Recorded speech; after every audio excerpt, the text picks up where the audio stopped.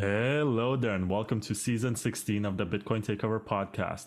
This time we're playing the 21 question game with Paul Sztorc, who is doing his sixth appearance on the show, which is, I think, a record of sorts. So, Paul, why are you famous in Bitcoin? Well, that's for other people to decide, but I guess now creator of BIP 300, or a few years ago, maybe my essay, Nothing is Cheaper Than Proof of Work, maybe. I don't know. And I'm mining in the background, so that's true. Would you describe yourself as more of a cypherpunk or more of an Austrian economist? Well, despite my formal training in economics, I would say I'm more of a cypherpunk than Austrian economics. How did you get your first Bitcoin? Did you mine it, receive it, earn it, or did you buy it from an exchange? First Bitcoin I received from Gavin's faucet. Wow. What would you say is more important for Bitcoin to acquire in the coming years, scalability or privacy? That's very difficult because we certainly need both. It's like, would you rather have a child starve to death or be killed by the American military? But I would say that privacy, at least we have what little scale we have, so I would say privacy is more important. Is the Lightning Network the future of Bitcoin? Yes, no, or maybe? No. Do you see the Liquid Federation as a viable scaling layer that will succeed in getting traction? Yes, no, or maybe? I think no. Do you see Rootstock as a sidechain that will improve and bring millions of users to Bitcoin? Yes, no, or maybe? Maybe. Will drive chains happen on Bitcoin with or without a soft fork? Yes, no, or maybe? Yes. Does Bitcoin need covenants? If yes, which proposal do you think is the best? I interpret the word covenant very differently from other people. So I see covenant as just a desperate attempt to continue the Lightning scheme. And so I say we don't need that. And it's a distraction, a waste of time. But I think we should still activate all of these proposals as quickly as possible just to get this issue, like, it's a distraction. So we should just move past it, just activate everything. We should do opcat first because it's the easiest one to understand. But we should do CTV second because we should just do all of them at once, really. Do you believe BitVM and ZK rollups will play a major role in Bitcoin improvement, or are they just shitcoin imported gimmicks? I don't think they're shitcoin imported gimmicks, but I also don't think that they will be very helpful. I don't think that most people understand ZK stuff. So if they don't understand it, then it might as well be custodial because they don't understand the difference between technology doing something and the custodial. I think probably not, but maybe. I don't know. What is the most underrated and overlooked improvement proposal in Bitcoin? The Zcash BIP 300 sidechain, obviously. Can a majority of miners activate soft forks without asking permission from the full node operators?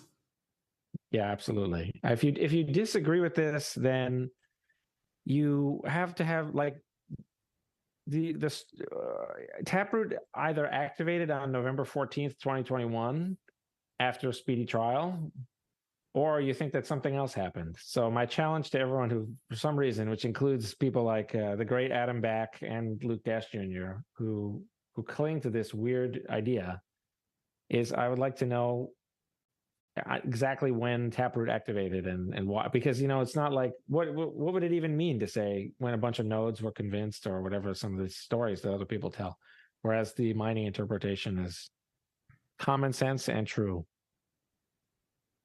Should home mining become a more popular activity in the coming years, or do you see it remaining specialized and industrial forever? It will be specialized and industrial forever, but there's plenty of things that it will be specialized no matter what we want, because that's what the difficulty adjustment does. But there are lots of things that,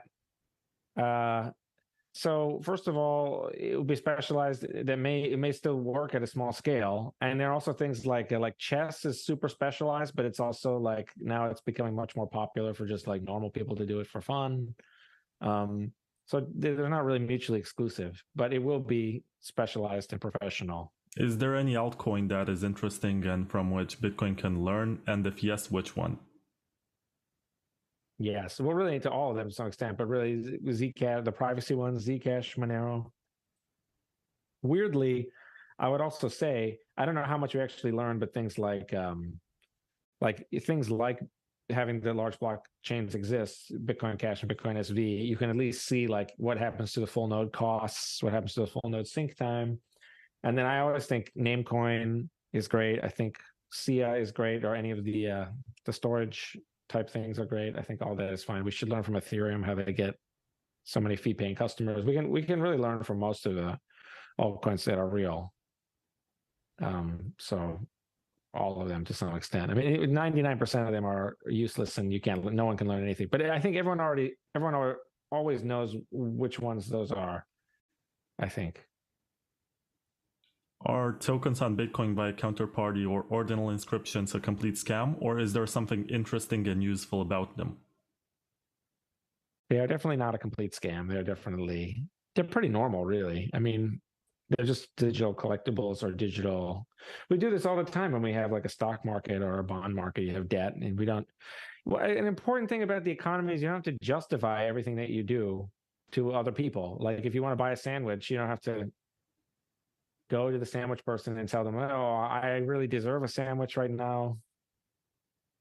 You just pay them the money. Like we should not have to justify everything to third parties. So really it represents the original Bitcoin spirit, and the criticism of it represents totalitarianism and just nosiness. Is the Maximus thesis about building everything on Bitcoin, even if it's scammy, or is it about calling anything that isn't BTC a scam? The former. Build everything on Bitcoin. Do you believe Bitcoin will ever get a block size increase, yes or no? Will it ever get a block size increase? No. I know one. No. What is more dangerous to Bitcoin, to ossify and become a captured system, or to deal with a buggy soft fork?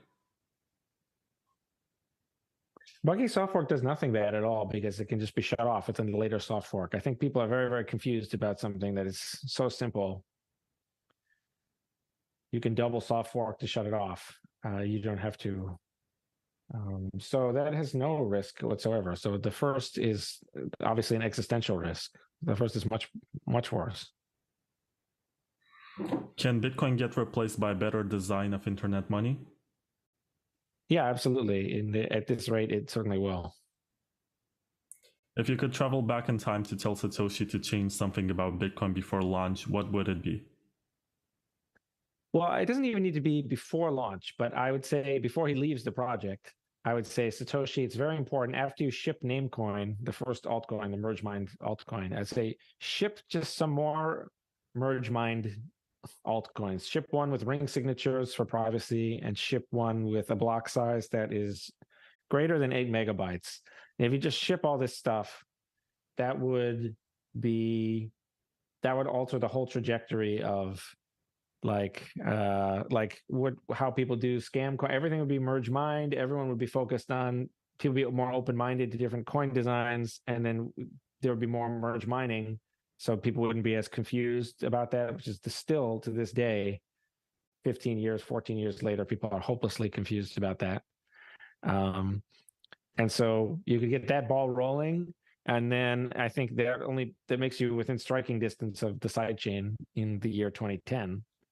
So that would be like night and day from where we are now. That would be the biggest thing. So I just say, just try to ship a few more MergeMind coins.